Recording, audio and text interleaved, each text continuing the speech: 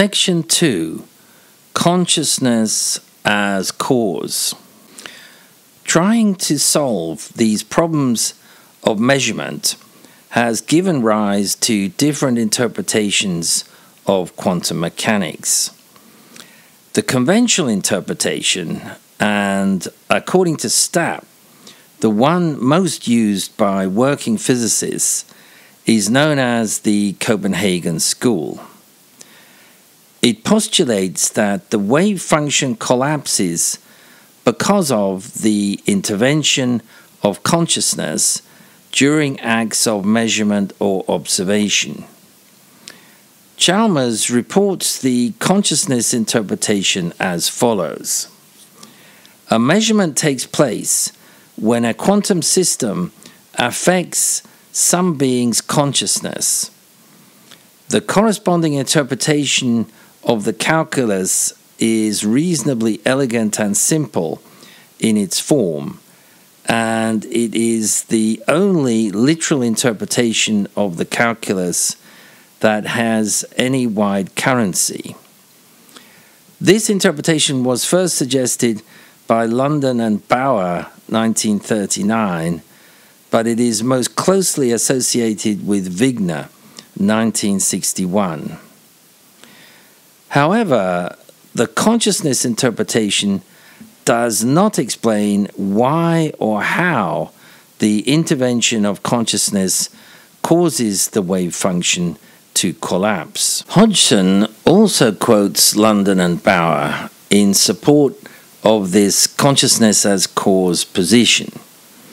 They say it is only the consciousness of an I who can separate himself from the former function and, by virtue of his observation, set up a new objectivity. Hodgson comments that certainly this view does deal with some of the difficulties which I have so far discussed.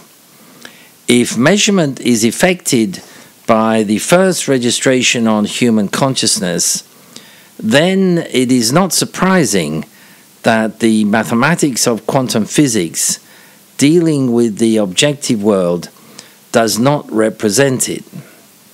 Further, a reasonably clear distinction is drawn between measurement on the one hand and the physical processes which are represented by the mathematics of quantum physics on the other.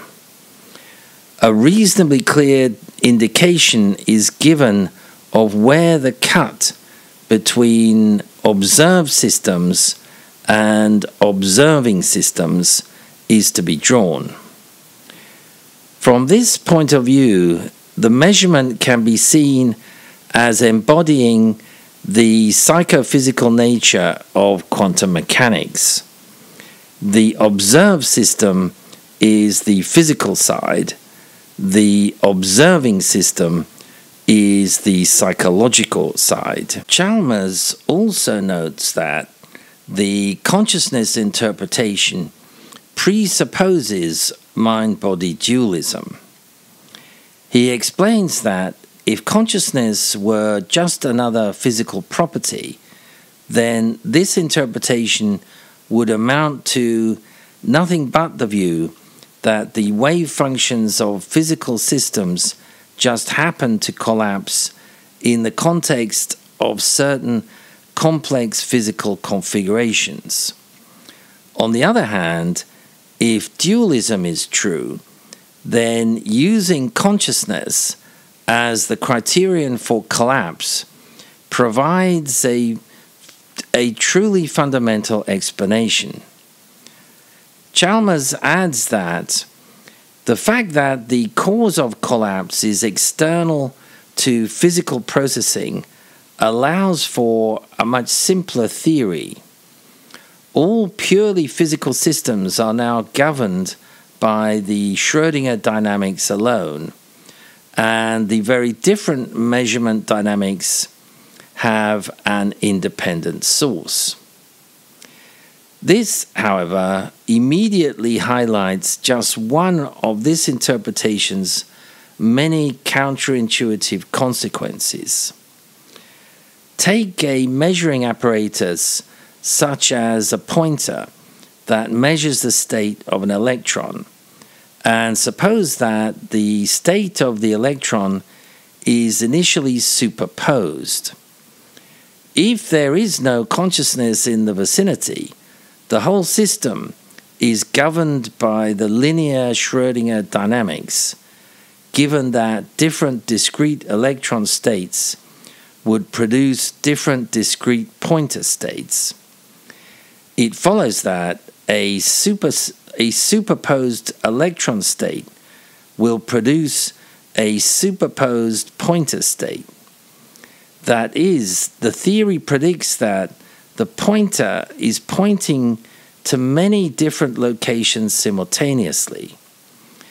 It is only when I look at the pointer that it points to a definite position. The Copenhagen school tried to avoid this total retreat into conscious causation by postulating a cut between the system being measured and the system doing the measuring.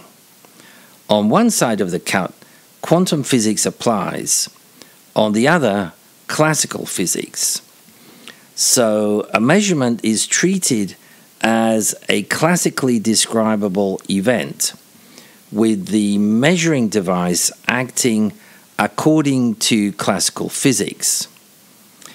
In other words, the Copenhagen school treats measuring systems as classical objects operating according to classical physics.